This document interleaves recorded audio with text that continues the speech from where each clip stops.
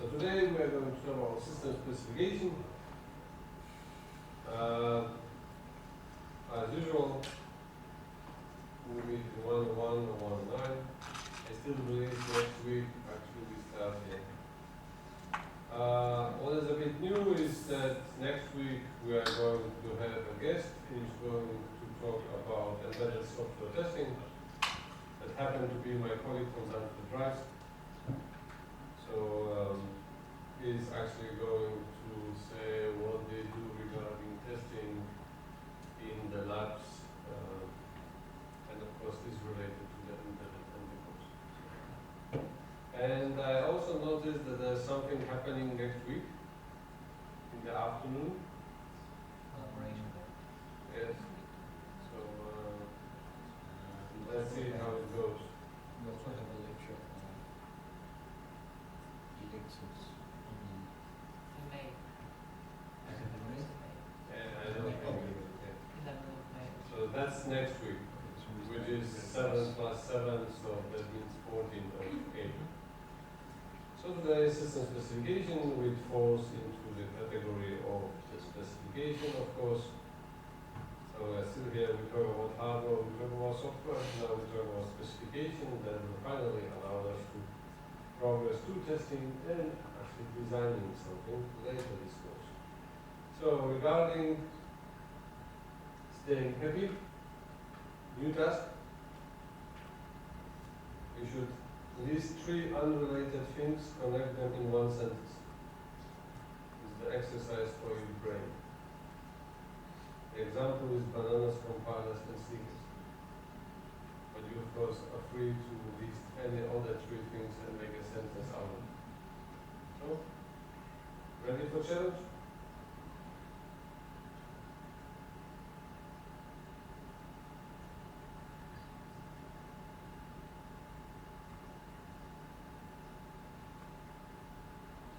Exercise for you, not for me.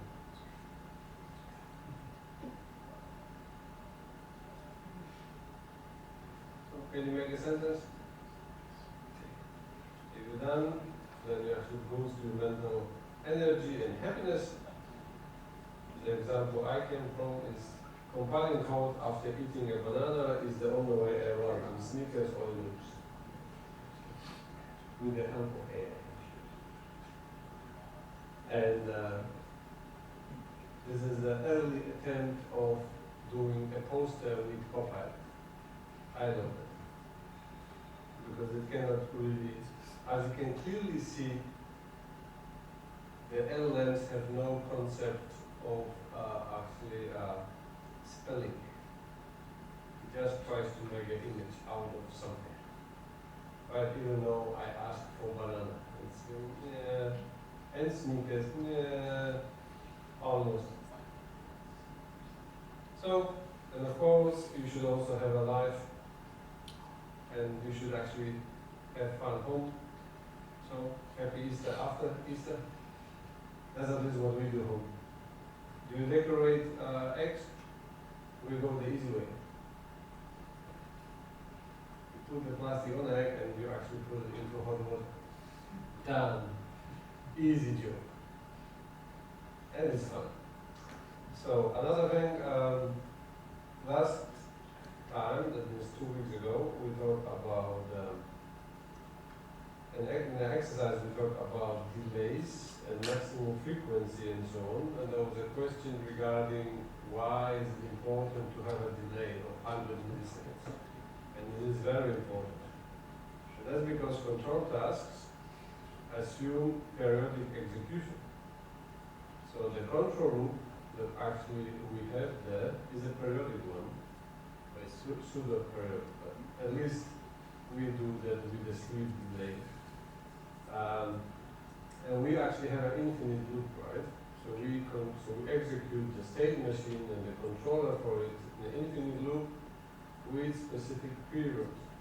Because otherwise you will run it as fast as possible, and that's not how actually the system is designed. So by default, the step actually, so the execution step in the Simulink state flow is 100 milliseconds. And that's actually what is used while you design the system. And that's what the generated code assumes. So when you generate code with the embedded coder and you put it on a target, you have to kind of follow the same principles. So the step function should be executed again every 100 milliseconds. We use a delay of 100 milliseconds, so basically you put the processor into sleep, which is actually its processor. This is actually running within our process, and the thread running within the process, so the operating system still have time to do something else, but our process will sleep for 100 milliseconds. Do we really execute it every 100 milliseconds? No. Because if we sleep 100 milliseconds, then the execution of the control loop takes also a certain time, then the period is actually bigger than 100 milliseconds. That's why I said it's pseudo kind of periodic with a sleep delay. So it's almost 100 milliseconds. How could we do that so it's exact 100 milliseconds? Any idea? And the execution, and then like for the other thing.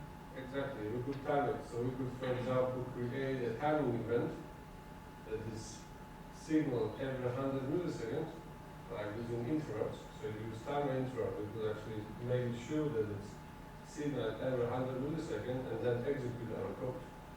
And then the delay or the execution frequency will be independent on the actual execution time. In our case, with the delay, we're kind of dependent also on the execution time of the step function. So in this case, it's not important. The other thing is that we actually talk about is that there is what was the maximum frequency actually of toggling LED? And the correct answer was 5 Hertz. Why is it 5 Hertz? So if the period is 100 milliseconds, how many steps do you need to actually toggle LED? You need 2. You cannot toggle LED in one step. You need to toggle it up and then down. That means 2 steps. And period and frequency are actually dependent but not proportional. So actually 200 milliseconds is 1 over 200 milliseconds gives 5 Hertz.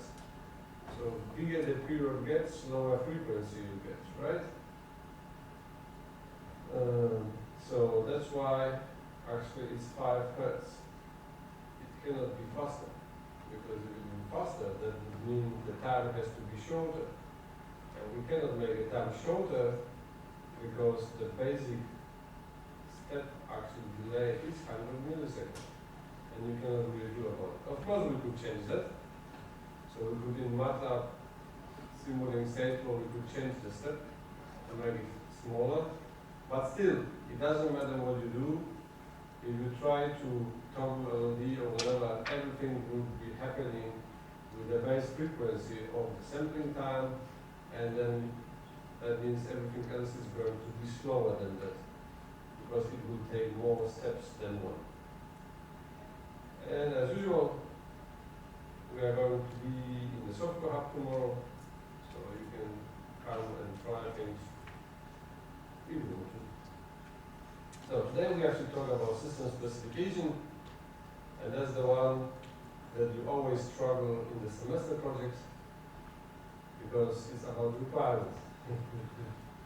This is the one that you always start with, because you need to decide on what we want, right?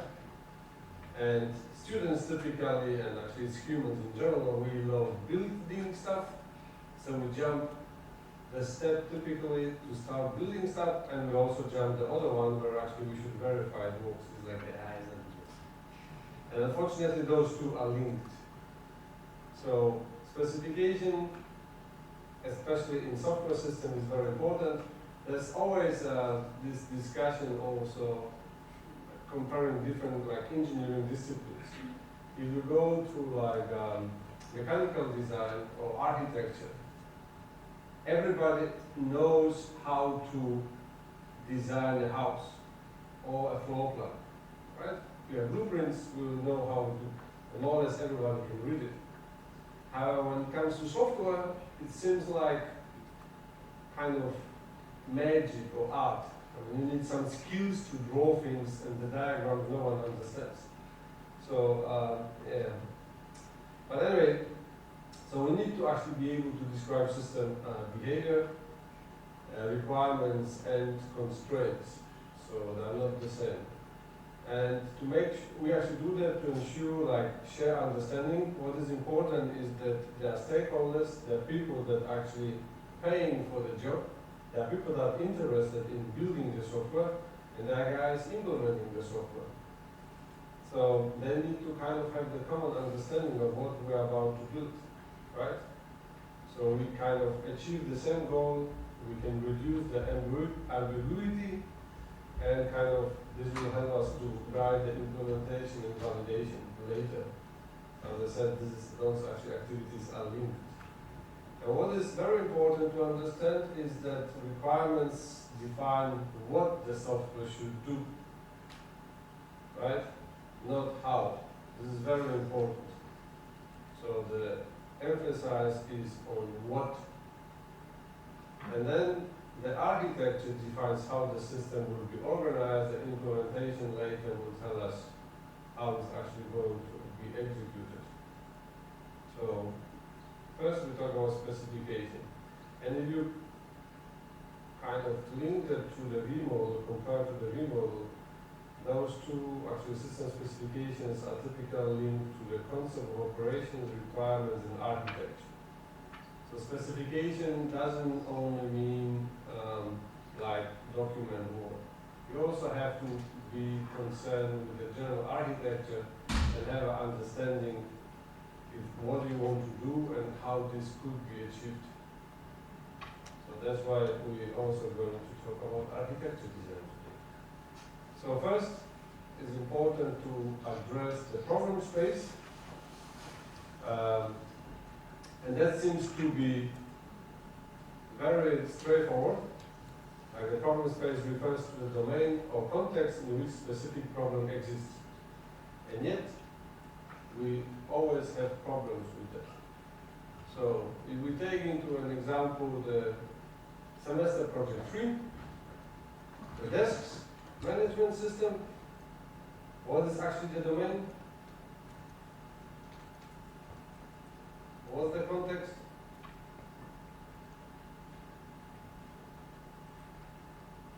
What's the problem space?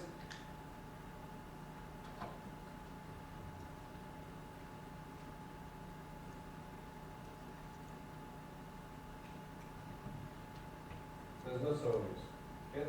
It's the domain, like the table, the people and so on. Yes, And then the concept exactly. is the environment. Yeah. So what is important is to understand where the desks are used, who are the users of the desks, probably office spaces, buildings, and so on. It's not really related to the fact how the system is going to operate and who is going to do what on implementation-wise. Of course, we would like to understand the users and we would like to understand the different roles of the users in this process. But like here it says real-world concepts. What is also very important is that you use the language that the normal people use actually in office spaces, right? So you have to look at the constraints. For example, we use Linux desks, and terminology. I mean, the other constraints that you also had is that you have to use Raspberry Pi, right? There was something related to the courses. So you always have constraints. And you should use terminology that is specific to the domain. So you should actually learn about the desk's operations and what is the actual tools for managing them and so on. Because actually there are building management systems that already try to do that. So what we actually, in software, what we try to do, we try to understand the problem space, the analyzing the system should do from the perspective of stakeholders and domain experts. So for example, like previously we talked about Simulink and Stateflow. There's a typically kind of modeling language that is used by control engineers. When you go into applications that are related to control, typically again using cyber physical systems, There will be a different type of languages and models that actually you will need to do. I mean, like the state machine, right? So you will actually have a model controller that will implement the software or get the implementation generated, but you still need to be able to execute the models into some environment. But what again is important is that we kind of look into what needs to be done and know actually how. How is the solution space? And there are different kind of ways of implementing the same system, right? Which is pretty obvious. So if you have a given problem, there exist many different implementations in the solution space that can fulfill the requirements. It's not just one. Like in the semester project, you have a given problem and you can end up with many different solutions to the given problem. That's the idea. So what is also important is that I mentioned last time is the domain-specific concepts. So you should actually together get involved with the stakeholders and the guys kind of owning the problem, trying to understand the domain. So you cannot say, I'm a software guy, I don't know anything, and then I will write software for it. It doesn't work like that, unfortunately. Unless you are, of course, like maybe, I don't know, device driver guy, a Linux kernel guy, or whatever, software engineer that has very deep and specific kind of skills. If you go into application development, unfortunately, you will need to understand the application. And then you have to talk the same language, the guys that actually have a problem or trying to solve a problem. So you will need to talk the same language. Terminology is very important. So, and there are examples. So like in automotive control systems, you might be asked to design embedded control software for braking, acceleration, steering, and so on. Actually, we do that with Danfoss Power Solutions. It's not automotive, it's actually off-road, but they have actually challenges in designing software for steering system, for example. And then you will need to try to understand and then try to model the system into like some blocks, actuator, PID, that the automotive guys will understand. Actually, I have a different example you've seen before. This is actually provided by Metacase. And there's it is an embedded application, it's not an automotive, but it's actually heating system. And typically, these guys actually will talk the PLC language. So they will actually want to have a system that they can model in something like that, and they want to execute. The other one is like insurance product definition. So the problem space will be defining various insurance policies with coverage rules, premiums, and customer profiles.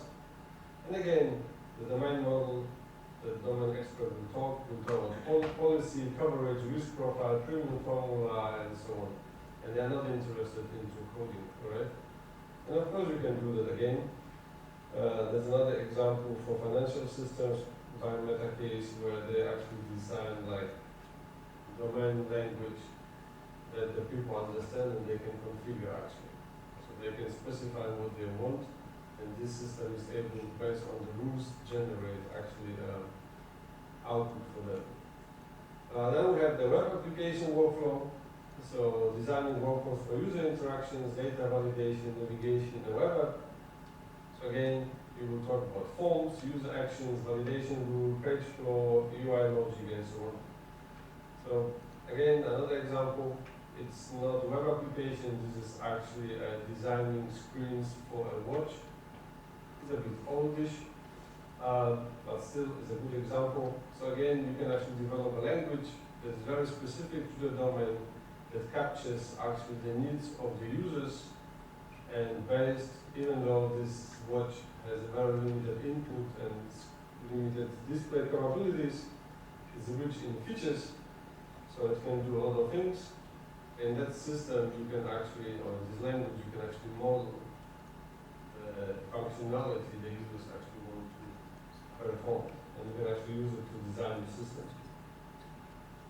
So, we often actually hear like two words, it's requirements and user stories, and they tend to be used kind of either interchangeably or kind of one versus the other. So I have to admit the requirement requirements engineering. It's a science in itself, like software engineering. So you can go and study that in depth. This is actually very well described. And it's kind of in traditional software engineering practice, we do that again through requirements and kind of user stories, general purpose design artifacts, but typically this happens through extensive documentation. And there's even like somebody tried to depict a software engineering process, like preliminary study, requirements elicitation, requirements definition, requirements validation that typically results in number of assets like feasibility report, domain model, definition of requirements, requirement specification, and finally you end up with a requirement document that will describe everything in very details.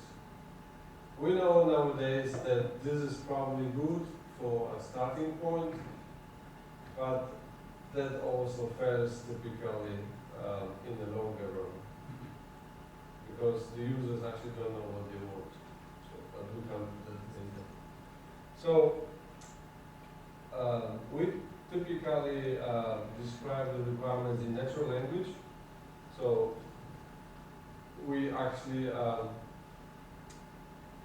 kind of natural language, typically in our education we use English, right? You have another kind of issue is that people speak different languages and projects actually are created across different countries. So that actually gives another dimension to the problem because you will need to communicate in different languages and English is a common language, which is also an issue because the same thing cannot be easily translated. And there are actually things in languages that cannot be translated, believe it or not, because they just don't exist in the other languages. So doing that in natural language is challenging, but that's the way actually we communicate with other people. So that's another important skill, being a software developer. You will need to talk to people and communicate with them. So again, in the requirements or user stories, we capture the intent of the system from a user perspective, and this often with the natural language. So unfortunately, they're prone to ambiguity and misinterpretation, and that happens very, very often. And even though in your software team you might be aligned, the other teams or departments like testing, UI, they might have completely different understanding, especially specifically UI and UX people. I don't know, I mean, you should have some experiences. Of course, we don't have them now here. Actually, the UX UI department, I believe, is SDU is in Koling, but they actually do extensive study about it, including anthropology and things like other subjects, because you actually have to learn how to speak and try to understand other people, and that's kind of it's challenging. So this is unfortunately creates this kind of manual translation of, basically creates a gap. So it's cognitive gap between the domains, the problem space, and implementation. This is kind of an often a challenge. So that's why actually nowadays, what do we do to actually kind of close the gap?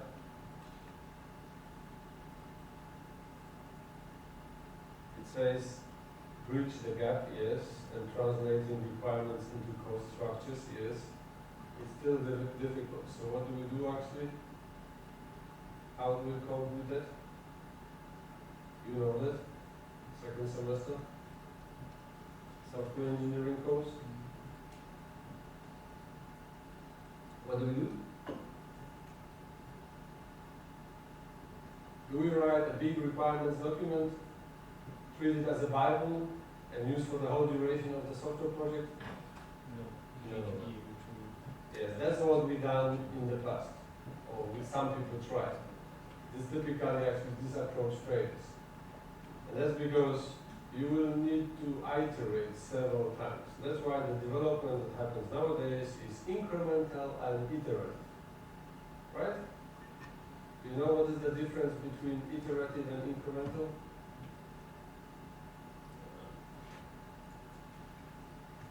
actually, okay, next time I don't want to use picture. I have less pictures for that. But there's actually a big difference between incremental and iterative development. It's not the same, that's why we use two words. Incremental normally means you add something to your project. Iterative means you go over something and you elaborate more on something. That's why we use actually two words for it. So, again, requirements document, this can be done many different ways. There's, as you can imagine, there are standards for that, of course. So the process of requirements engineering is very well researched and standardized. And if you go to companies, certain companies, they will talk about software requirement specification, because there's hardware requirement specification, and there will be mechanical hardware specification, and tons of other specifications.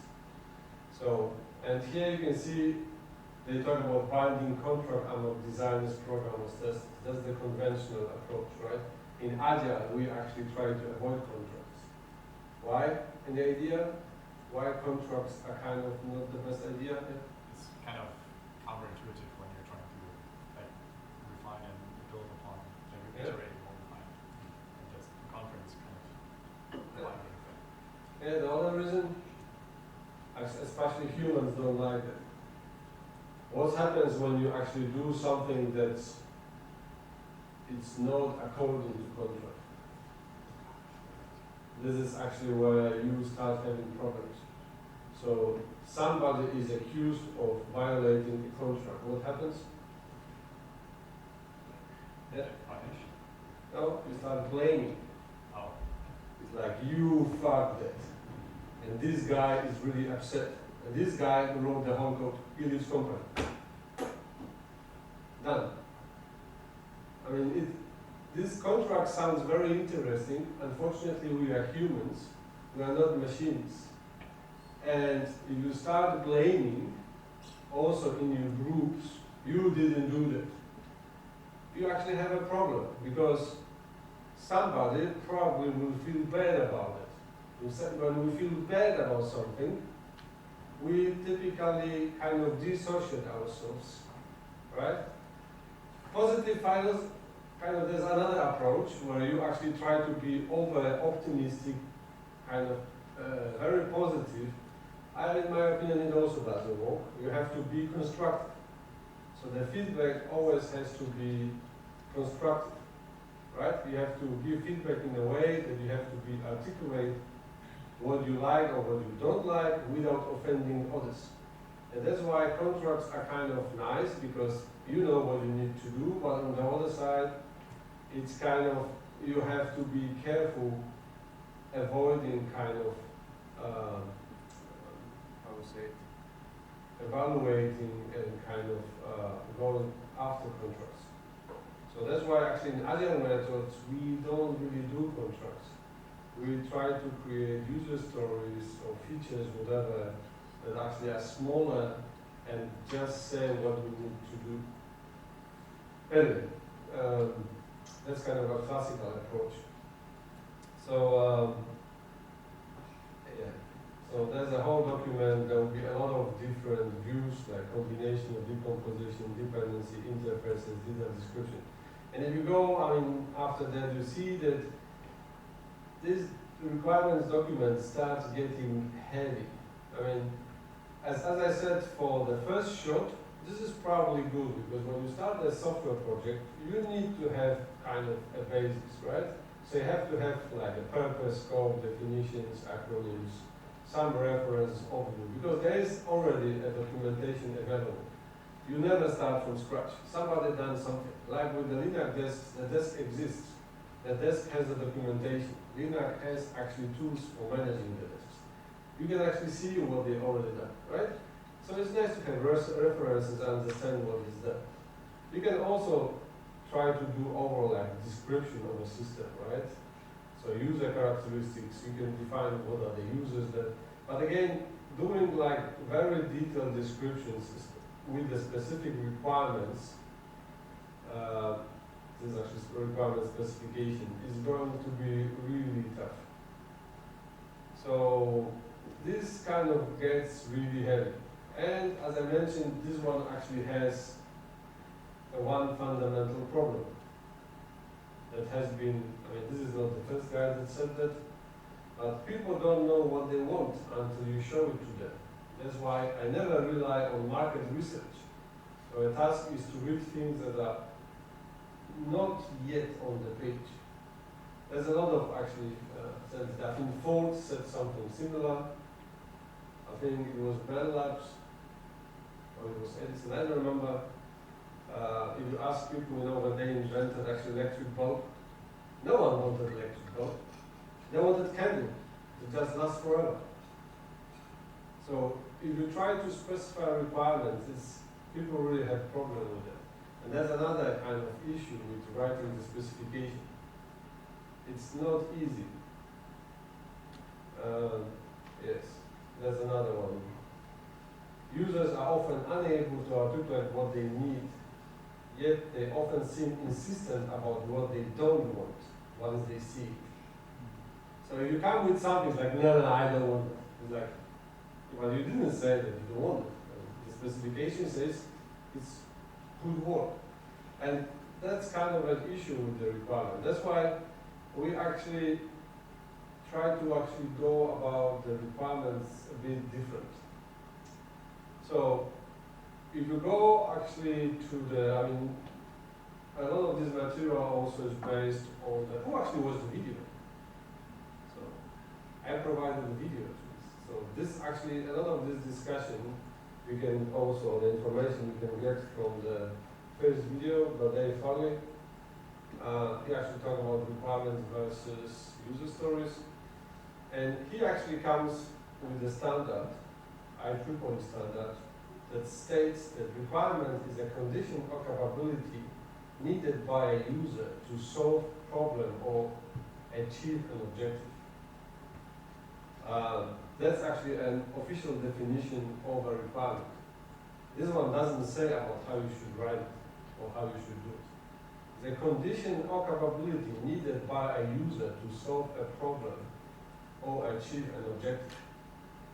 And the condition or capability must be met or processed by a system or system component to satisfy a contract, standard, specification, or other formally imposed document, right? So somebody orders the stuff and you want to execute. And you're actually looking for a documented representation of a condition or capability. And in the standard, they actually have different definitions of that. So actually in this course, and I believe also in the other semester project, we typically talk about user story. Because there is actually nothing wrong with user story. People typically say user story is not a requirement. Yes, it is. If we look at the definition of a requirement, it's a condition or capability needed by a user to solve a problem or achieve an objective. And that's exactly what user story says. You specify a user what actually wants to have, and there's acceptance criteria. So user stories describe something the user wants to do in a well-documented format. Believe it or not, this is actually a requirement. And basically requirements and user stories the same things. So there's not like one versus the other. There's actually also a very interesting discussion on functional and non-functional requirements, whether they're user stories or not. So again, requirements engineering is heavy discipline, and at least one interesting discussion I followed is that non-functional requirements actually are also functional requirements. So you can have endless discussions. So I think we can just agree that all requirements can be described as user stories. So some tips. What is very important is that you still stay on the high level, but describe what a user wants software to do, right? Don't include technical specifications. So don't talk about the implementation, like databases, interfaces, clicking buttons, and so on. This is irrelevant. You should focus on the user, not on the technical stuff. And you can actually test the stories by confirming they work for other solutions. So unfortunately, often we write the stories having in mind how we are going to implement it. And you should actually do it opposite. You should write a story that's independent. So try to test the story can be implemented in different ways.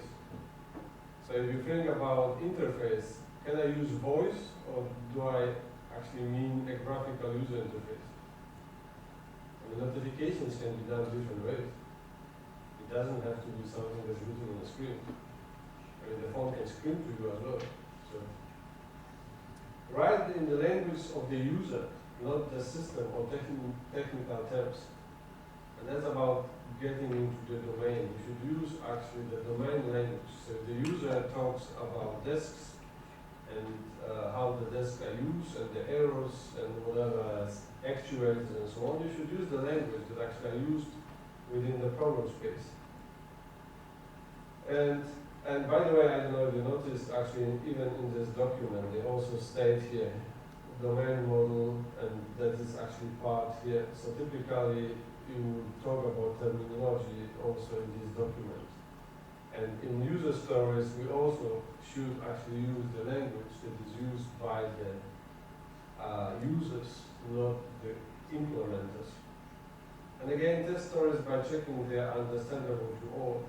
One of the many problems in organizations is that the requirements, I mean, the reasons project fails is because people don't have good understanding of what we're building.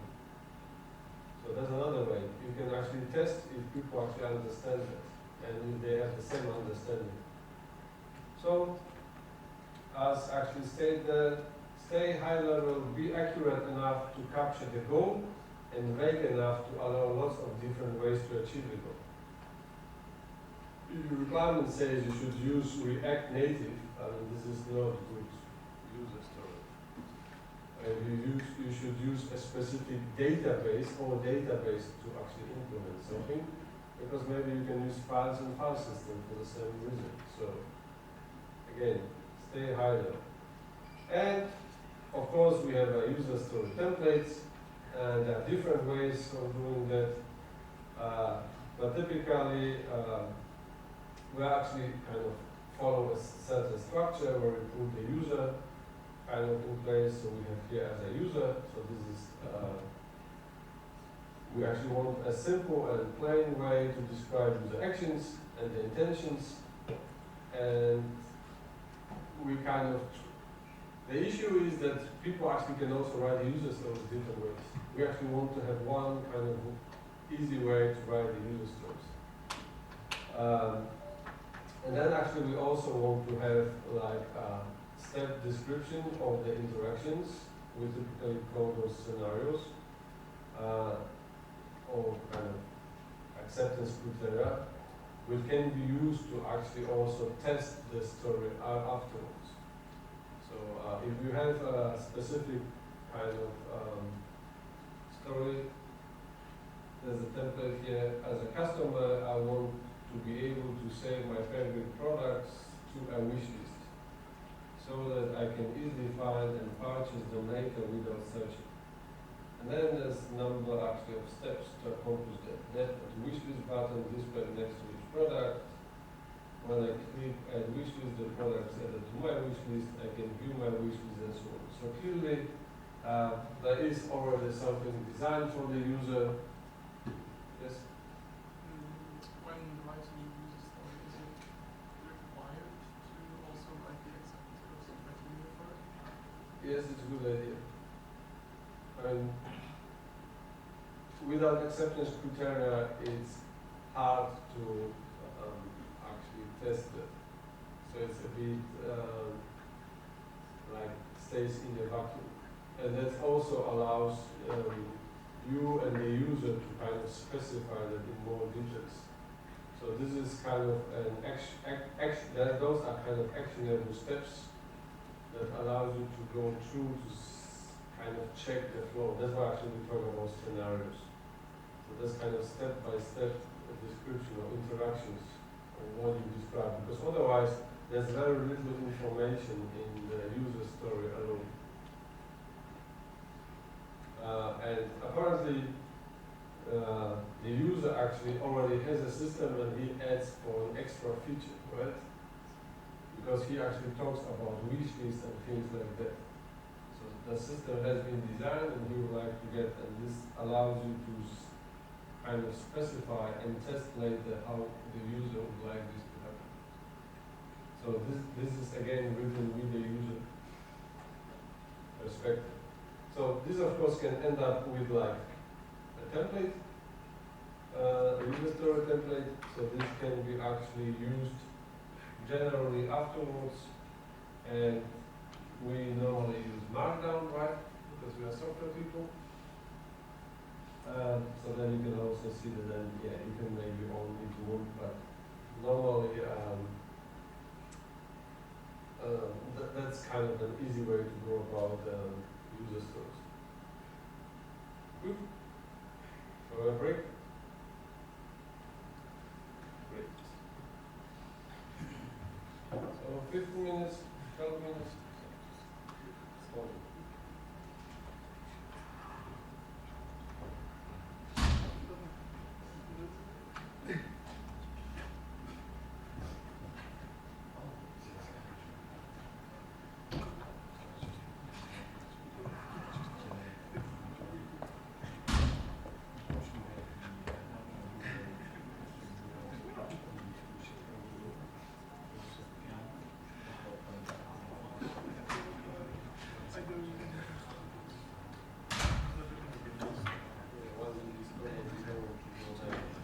He works as a semester project supervisor PUC for at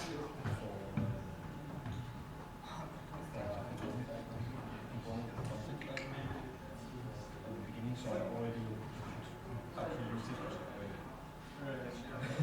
yes, the thing is that you do expose to that you can very large because it's an easy way to specify actually like a system architecture. The thing is that I'm going to talk about taxation yeah, very generic, and if you go about URL, it's an example of exercise that kind of is not really exercise. And I think the other problem, at least how I was told to your presentation and all those matters. The thing is that you when together with object-oriented programming and software projects, for example, I often just comment, oh, we use C. We cannot use URL. And it's like,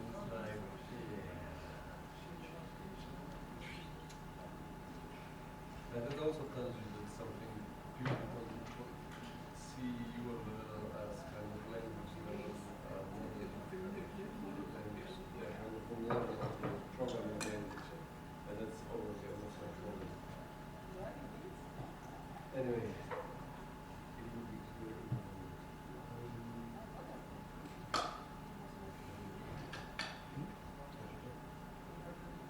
Control-Shift-D.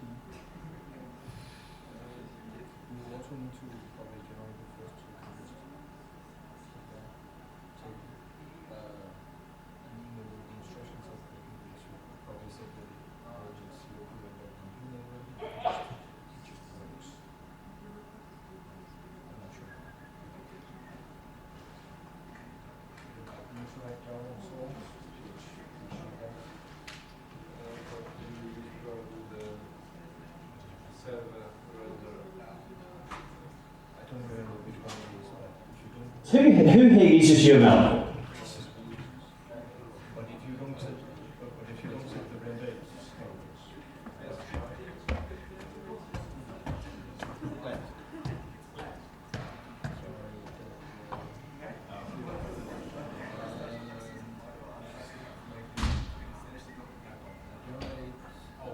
Export frames. And if it gives you an error that it can't do, then click it, and then just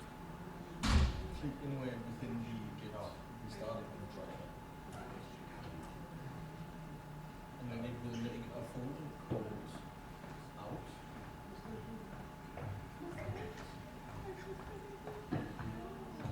I prefer drawing it myself. It's not because this is all it is. This is the entire diagram. And It's a simple diagram. It's Yeah. more complex. I don't think this is the optimal. remember, you can also do something like this in the system. Like this is all I need to do also now. It takes a bit to complete because you can see here I have an extra one. But then in here I can do a pouch.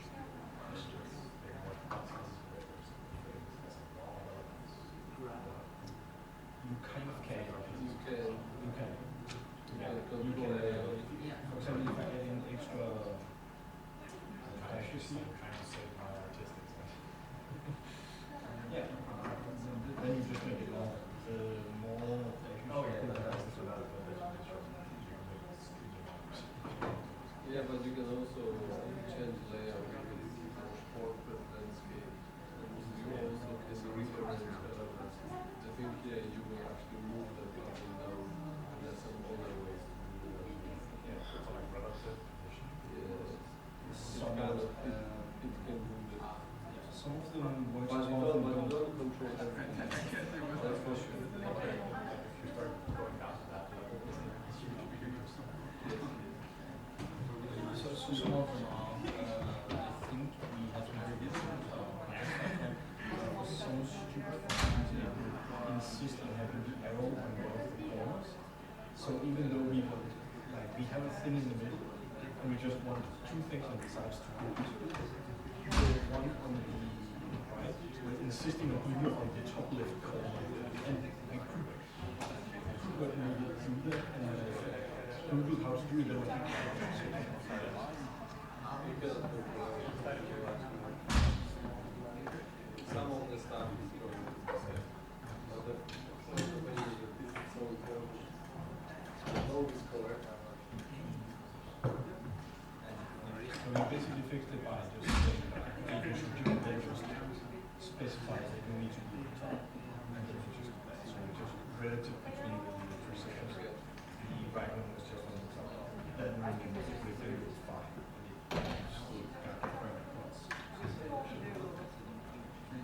Well, again, lose our details.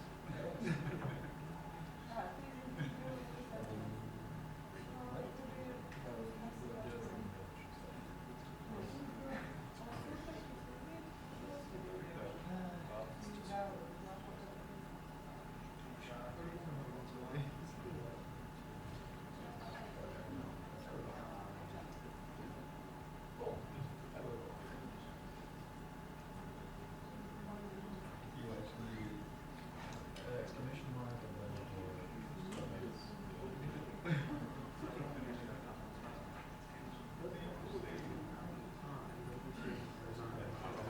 yeah, but like if you go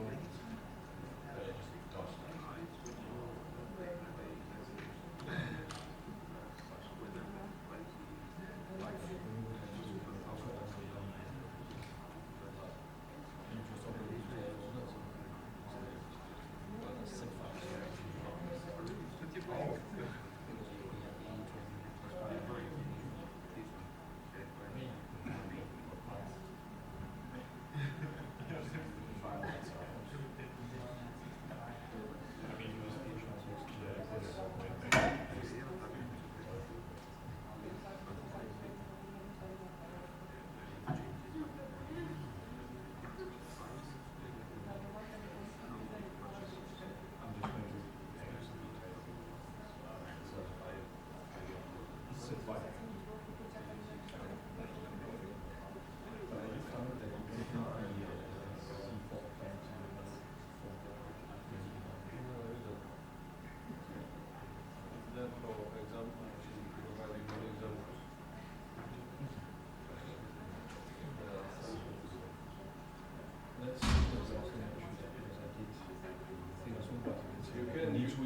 just like, and because I've been in the group now, and some of the things it says is that it's 5% library. Yes, it's on the instructions. So you have to specify. You can include the different ways. So you can include, you can point to the I think like you can have a account, then you get the latest. You can point to the local one with the file, and you can point to the standard network.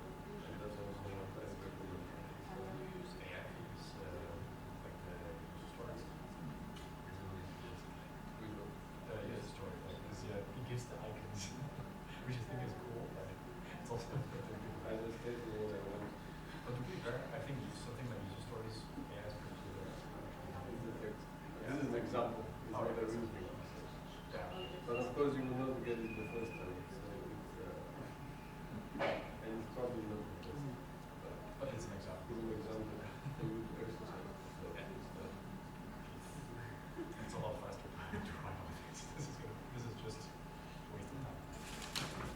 and this is also, if you use LLMs, is also nice because you can generate many. Yeah, it's like 15. Maybe do like 5 use tips. I just wrote full lines, sentences about what I want, and then I asked, okay, the problem is that then typically now the new language models, like language models, they try to use a number. So you have to say, no, no, I want to know the size. I want to limit because if you start doing like hundreds of those, it just gets crazy. It's like you have to write 10 pages, and it's just actually counting language, but actually counting language. But I think it's what is great is that the model gets better. So you can actually learn something from it nowadays. Like, my son that he's in high school, he's kind of, on the negative side.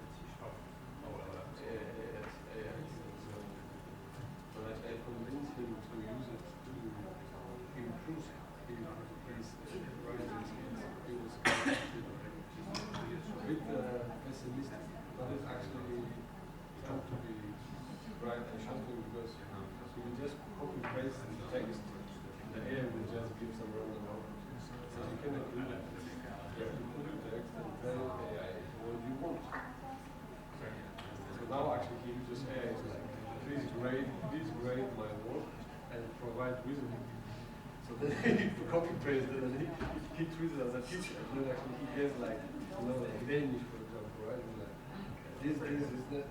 And he actually copies pasted the assignment first, then work, and then ask for grading. Then actually what he uses that is to improve because AI kind of understands what the teacher wants. And my son actually, this is the biggest issue to understand what is really the teacher kind of go through when we do the assignment. And then the AI can tell me, no. In this novel, or in this book, or they also, like of movies, right? You should focus on this. Like, this doesn't make sense. Yeah. And he said that actually, this impressive. His teacher probably, he kind of more or less, he's 100% sure that his English teacher uses exactly the same approach. Because he gets some evaluation of his English essays in the same way like given from Gemini. Like the way it looks. Yeah, it's kind of, evaluation is very close. It's like, so now he uses also AI. It's like, he's great. Actually, I guess it's a lot faster, but I don't know if I like that approach.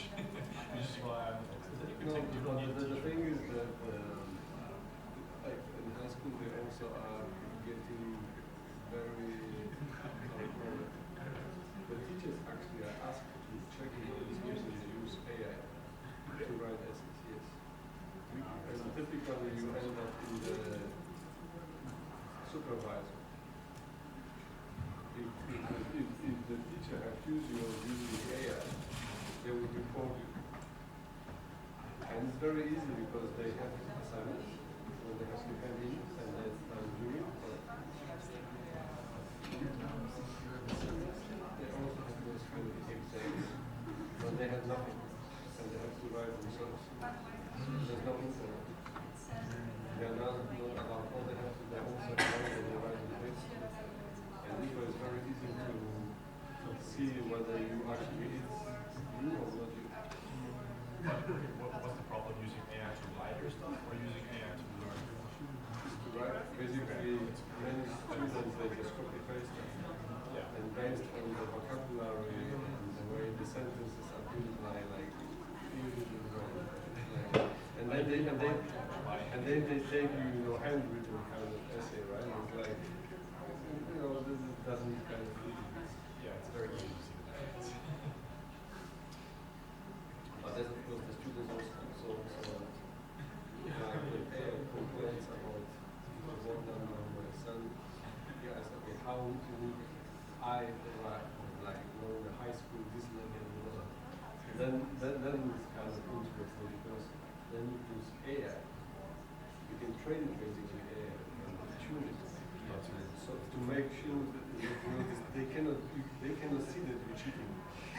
Just give it an example page. I wrote this, can you write it similar which one? So it's kind of, I think it's very interesting. I mean, isn't it already to the point where you can't figure it out unless you do this, as you say, But on I think it's, paper? but the students won't. When I see like this, the teachers also do that. So it's not straightforward to use AI. They ask some weird questions and they give some weird problems. Isn't that something just going to kind of mess with the students? That's my issue. But that's why they have those exams to test where they have no instrument. So they are kind of offline. It's a different age. But I asked myself, can you use Word? I said, yes. Okay, you can use Word and you know how. You will already change spelling. That's True. then you use the more extensive, you have enough memory, you can run another novel. And it doesn't matter if you're on a just That's like like, running. I think it's kind of, like chicken and egg problem. Yeah. I feel like they're also just in general like fighting it as much as they can. Because Yeah, but I think we should learn to use it. Yes. And to defend it. The problem right now on the world is because how to say, the more like approved, you cannot validate the output. So you don't know whether the output is actually truthful, is correct or not. And this is kind of, and for students, it's like, how do you know? and even if it is, you say no, you're wrong. It's like, oh, I'm sorry, I'm wrong. It's like reading fake pages in Wikipedia. Yes, And it is the Wikipedia new- is it's like, the new somebody Wikipedia. like the new pages in fake pages in Wikipedia, and you think there's a truth, doesn't Yeah. allow you to read it. Pretty much. And for that, there was the whole bullshit grandfather, where actually ChatGPT AIs are fighting back against your stupidity. Are they? Usually they just kind of go with it. ChatGPT usually goes, I think Cloud was on the top. Okay. And on the most, he just said, no, that makes no sense. But there were still applications which he just folded. Okay, let's continue. So let's start with something fun. So we are going to go C4, but before we go into C4, let's actually spend a few minutes on the intro on the video. Who has seen the video? No. So you should see it. Who uses UML? Show of hands, who here uses UML?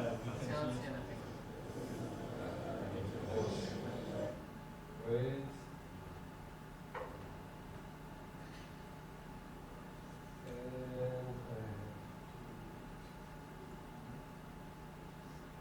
And now you see, right? Yes.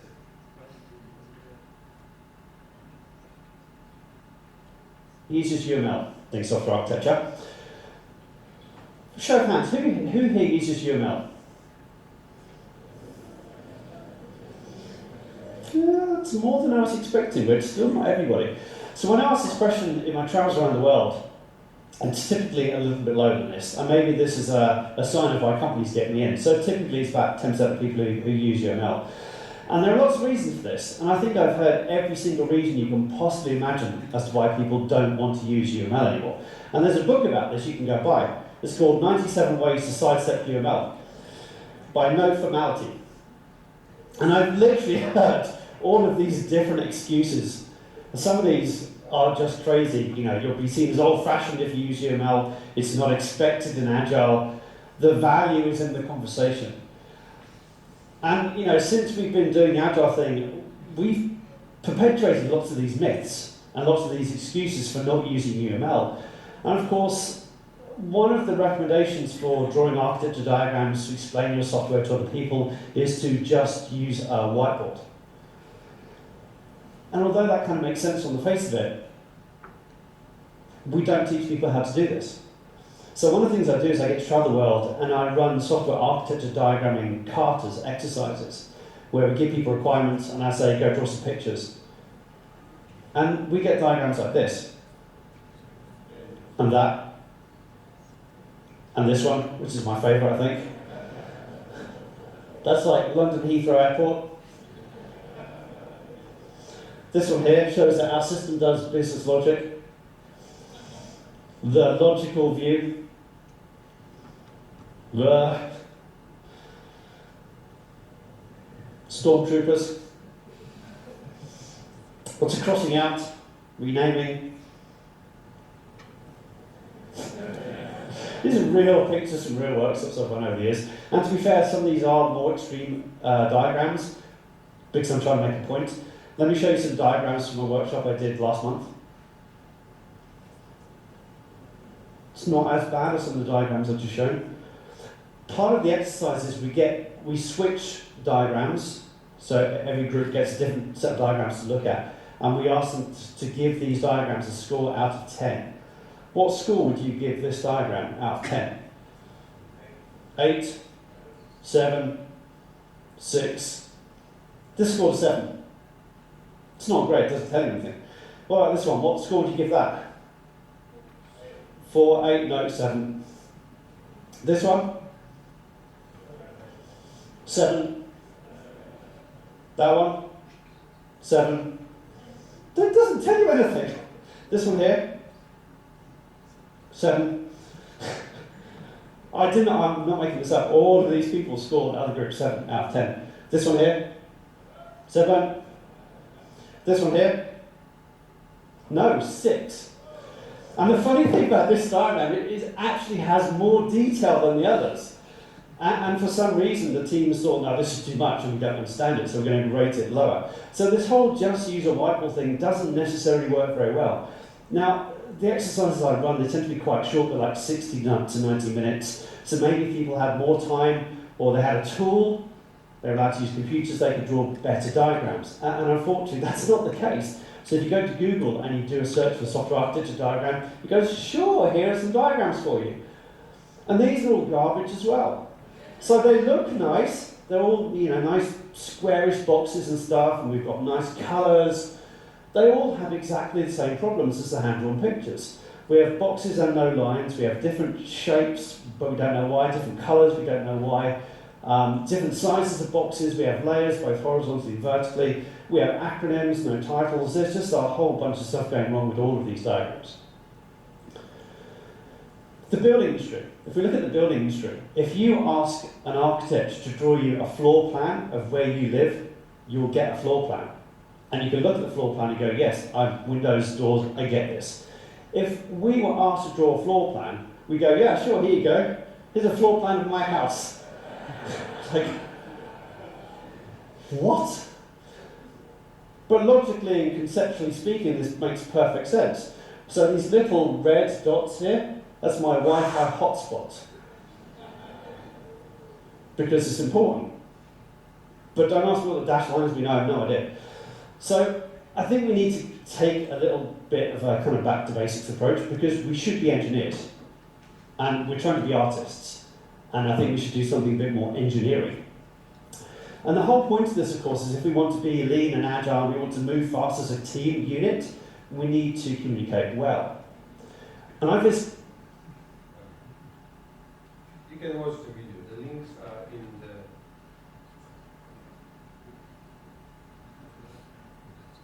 it's that's one of the videos for this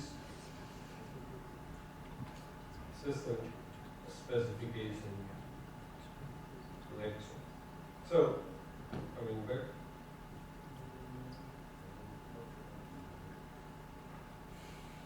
Yeah. So Simon is the creator of C4 model. It's nothing to do with explosives. The C4 comes from 4 C's: context, container, component, and code.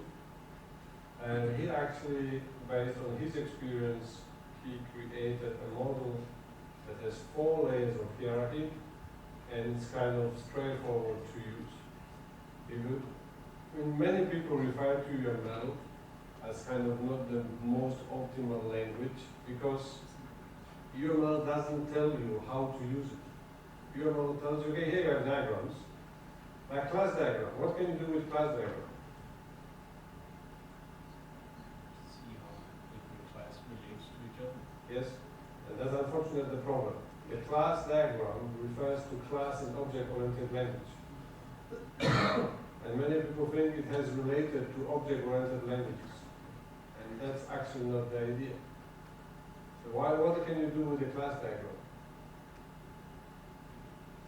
That it's not related to programming languages.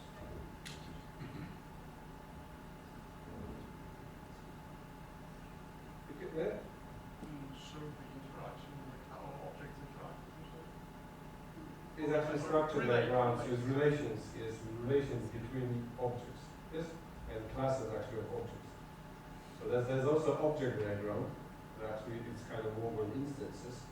Class diagram is very difficult to grasp because it works with classes, so types. Those are the ones that actually are blueprints for your objects and relations between them. But basically you can, with the UML diagram, class diagram, you can model anything. Like humans, generations. The relation between mother, father, children, and so on. You can conceptually model anything using class diagram. And that's actually the trouble. There's no clearly prescription telling you how you should use it. It's a structural diagram that you can use to relate classes of objects in between. And there are different relationships. And also what is very unnatural for people is the direction of the arrows. Because it's actually not data flow. It's how one class of objects relates to the other. So it's kind of invented by data scientists or computer scientists actually here. Here actually we talk about a model that derives from practice. So this model, the idea is that it's easy to learn, it's developer friendly, and it's actually used for software architecture diagram. So you should actually use it to describe software architecture. So this is not for detailed design of software. That's not the idea.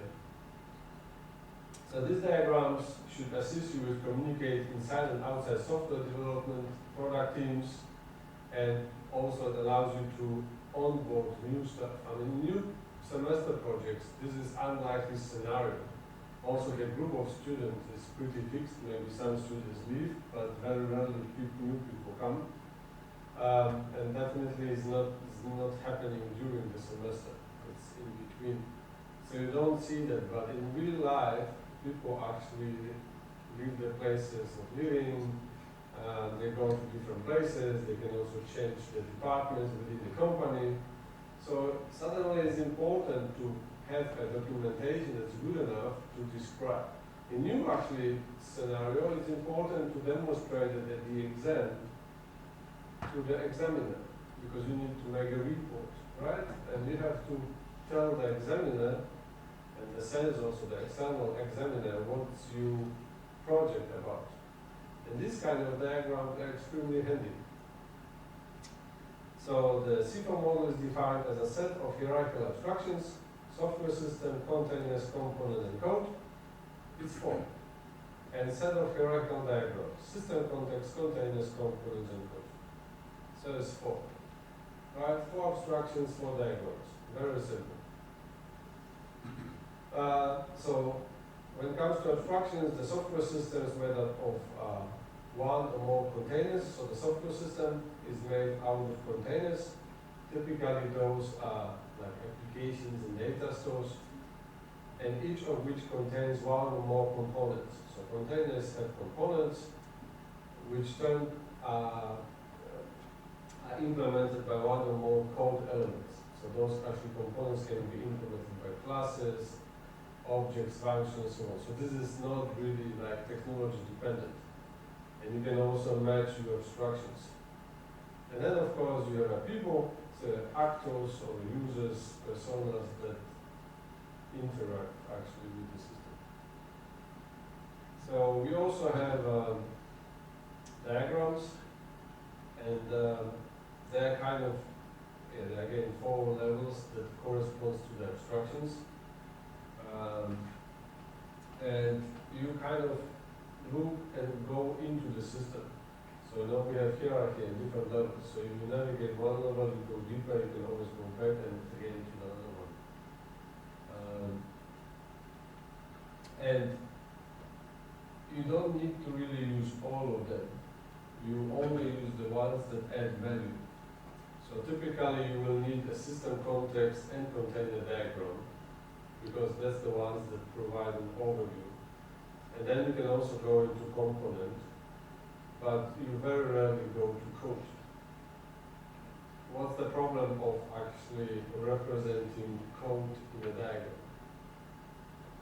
It's going to be language specific, but also project specific. Yeah. Project is only language specific. If you make changes, it's a lot of stuff to check. And that's actually one of the biggest problems, again, if you use UML diagrams to reflect the code. Typically, as soon you start coding, the diagrams are obsolete. So what's the value? So what actually happens is that nowadays there are software tools that will generate UML diagrams based on the code. So class diagrams, for example, they can be very easily created from actually looking at the code. Like we use Spark systems as a tool, enterprise architect. This tool actually can generate diagrams, UML diagrams, actually sequence diagrams, state machines, class diagrams, and object diagrams from the code. There's another tool that is actually also is understand. By sci-fi tools, they can also do that. So the thing is, the value of the code kind of level of diagrams lies in kind of very quickly giving you overview how the code is structured. Because your code typically will be kind of structured number of files. It's not just one file, right? Typically, you were told to use one file per class, isn't it? Typically is what you do. The thing is that it will result in many files. Getting overview is hard. So having a diagram might be useful. But it's even better if you can get the diagram generated. And that's possible nowadays. So anyway, so if we look at the context diagram, and that's actually what we are going to do today. So this is the starting point where you document the software system. So the real focus is, and actually one thing, it's also in the video. C4 model uses kind of a not specific way, but kind of shading colors. The color don't matter. That's why actually I use red, because by default is blue. And Simon, the creator, he also kind of got upset because he actually uses blue and everyone uses blue. So that's why actually you can use, actually by default now, he has like difference, he has a theming. You can use any color you want, because the color is not important. That's why you differentiate by the shapes and the shading kind of. And since some people are colorblind, color in general is bad. And you don't want to use specifically green, blue, and red. You might be blind to one of the colors, two of the colors, or you might see one as the other. So I had a friend that always said blue is good. As long as any diagram was in blue, it was good. And he couldn't really tell the difference between, I think, green and red. And there was actually one color that was cool, I don't remember. It's kind of, and you just have to accept it. That's why actually when you do diagrams, you should avoid using colors. Color is irrelevant. Shades of colors are kind of recognizable by people, and the different shapes, so not only shades of colors, but shapes are also recognizable by people. And of course you will see that in C4 you will also have a naming that is clear and stated actually on each diagram, whether the class of the object you have on the diagram. So again, so the detail is not important. This is actually your product. So here we're actually talking about internet banking system. This is your product, and it shows you the interaction with other systems and the users. So the focus should be on people, actors, roles, personas, and software systems rather than protocols and other low-level details. So what you really focus is on the system level and how your system interacts with other parts. So here we have internet banking system that interacts with personal banking, customer, and there's also email system and management banking system that the internet banking system actually needs to talk to. And that's how it's done. And you can see is actually internet banking system sends email using email system. So it still has a convention. It still uses a certain way of documenting things. But yeah, that's how it is. And what is also important is that he focuses on the fact that you should be able to communicate it to other people. So you should try to use kind of plain English on those to communicate who's doing what. So don't focus on technology and so on. So this is kind of high-level picture of your system.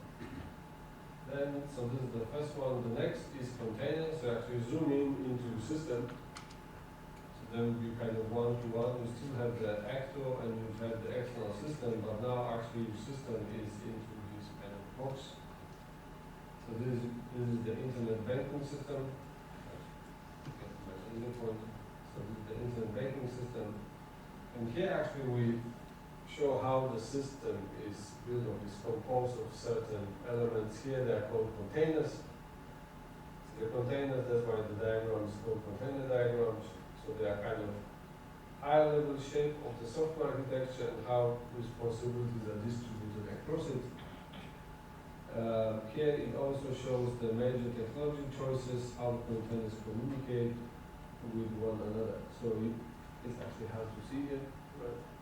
But normally in the description it will be written what is used, whether you use HTTP or another kind of type of protocols or media to communicate between the containers. And again, it should be kind of simple, high-level technology-focused diagram. So you don't go into details, it's again to tell you, okay, here we have a web application, single-page application, mobile app that talks to an API, and there's a database. All right? So here, the containers, as originally actually stated,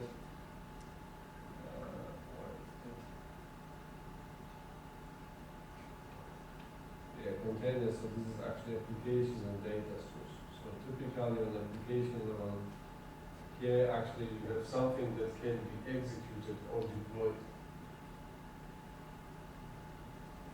So, and then, okay, this next slide. So it's something like a server-side web application, single-page application, desktop application, mobile app, database, schema, file system.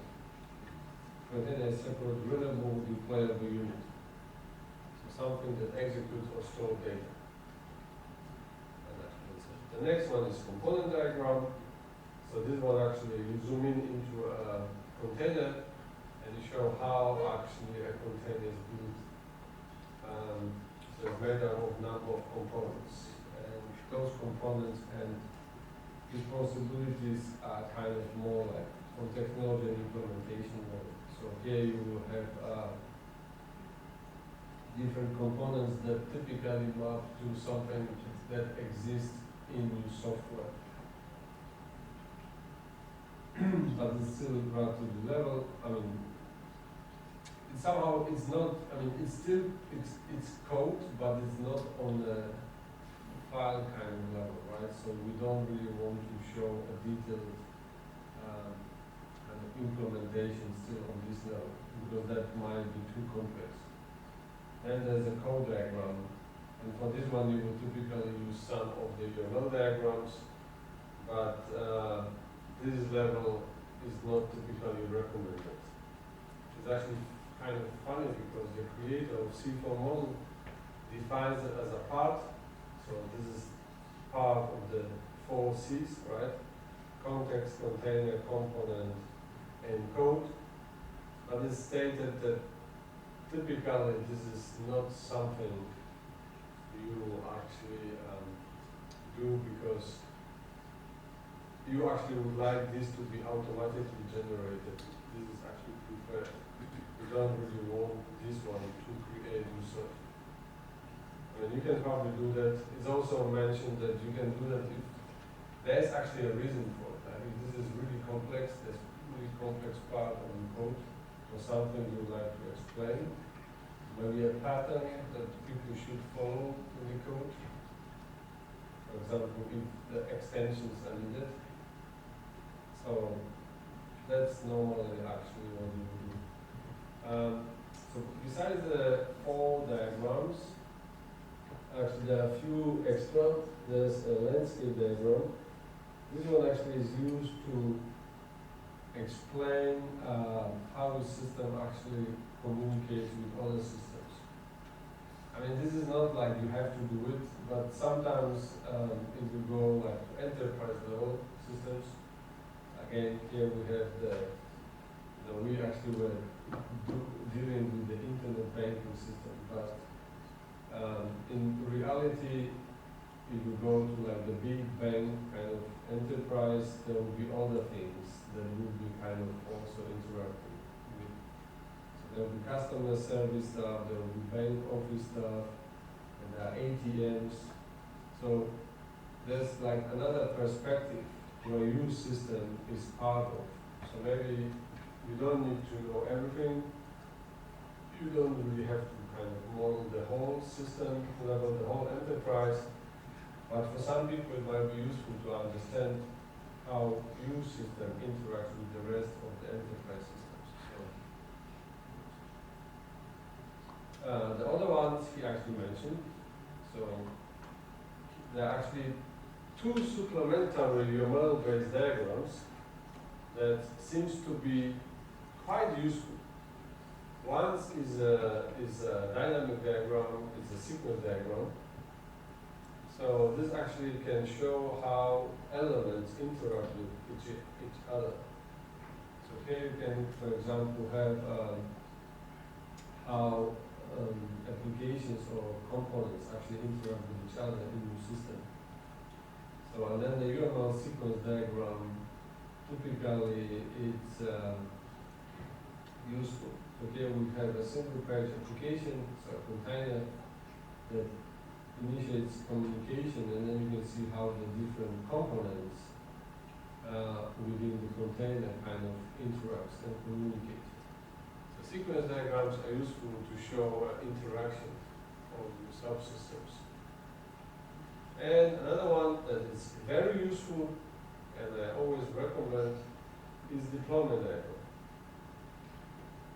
So the containers, I mean, alone. So this view doesn't tell you how the system runs. It tells you the users, the containers, but this diagram doesn't tell you how the system is really deployed. Right? This is like Word. If you have a Microsoft Word, you know the tool exists, But you don't know if I have 1, 2, or 3 instances of Vault open normally. And where the Vault operates. Is it on this laptop or somewhere else? So in reality, when you run your product, you need to deploy it somewhere. So we actually use a UML deployment diagram.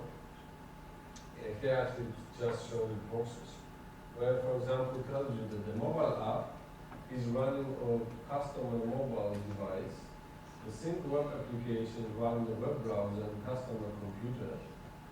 The web application is actually in Apache Tomcat running on whatever, somewhere contained in the web, and then we have like multiple instances of that. It's the same with the API application. This is also going to run into some what we call deployable node, deployment node that again will probably run on some hardware, right? It's the same with the database. It seems like this is replicated, and there's also a maintenance system running somewhere. So in real life, your product is deployed and running somewhere. And that's probably what we also want to see in the semester projects when we develop new software. We want to know where it's running. Is it running on your laptop? Is it somewhere it's deployed to the cloud? I mean, this software is running somewhere. So, for example, one very important requirement you have, or requirement maybe you don't want to fulfill, is scalability. Typically we ask you, does it scale? Like in this case, how many customers can you serve? 1, 2, 10, 100, 1,000? Semester project 3, how many desks can you manage? 1, 2, 10, 100? Because depending on the number of kind of elements, your application needs to kind of be able to cope with it, right? It needs to be able to handle a varying number of objects in your system. So, that's C4. What is also very important for the author of C4 is the tool support. So, the abstractions and diagrams are important. So the notation is important here, but you also need to get a tool support. And today we're actually going to use a specific approach, which is called diagram as a code. So we're actually going to code the diagrams. Because making diagrams in graphic form is difficult enough, right? And we are software engineers. So we're actually going to code our diagrams. At the beginning, who remembers, what did I tell you on the first semester? Use your keyboard. You have to learn to use keyboard because that's the input device and everything we provide is text. So today we are going to code the diagrams. So this is very similar approach to like infrastructure as code. I don't know if you know that. You go to like service providers and cloud providers.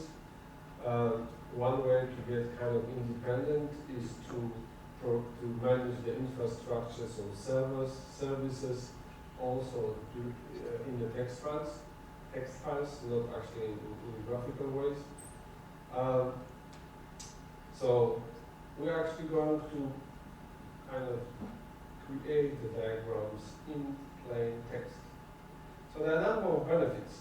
So like version control. Can you actually keep track of visual diagrams? It's hard. Actually, if you keep diagrams as code, it's easy. You can use Git. It's the same way, I mean, if you want to reproduce, you can generate diagrams from source code. So, easy. Automation, you can integrate that into the existing pipelines because it's already in Git. So if you want to, for example, create documentation builds, it's very easy. Collaboration, I mean, you can do pull requests and diagrams, come on. I mean, if somebody doesn't, contribute new diagram or do modifies, you do a branch, and then actually before you merge, you can actually review the diagram, and others can actually look at it. And consistency, it's always going to look good because you kind of, when it comes to styles, structures, colors, and so on, everything is defined in the code. So there's no hidden information. And for that reason, we are going to use PlanJournal.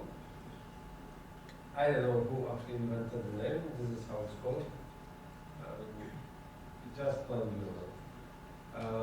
It's misleading because it's not all about UML diagrams. They support tons of different diagrams. It's just a name. And this actually just works, and you can do different diagrams. It's kind of it's text-based, domain-specific language, so you have to a bit learn how to code in PlanJournal. You have to be able to do StarJournal and then write a text in a specific way, which is very close to the source code, but it's not a source code. And it can generate the diagrams different ways. Actually, I use this tool to generate the timing diagrams for the multitasking, schedulability, and actually for a few other things. Because this can do class diagrams, mind maps, Gantt charts, entity relation diagrams. If you need something for databases, this is very handy. And it can work offline and online.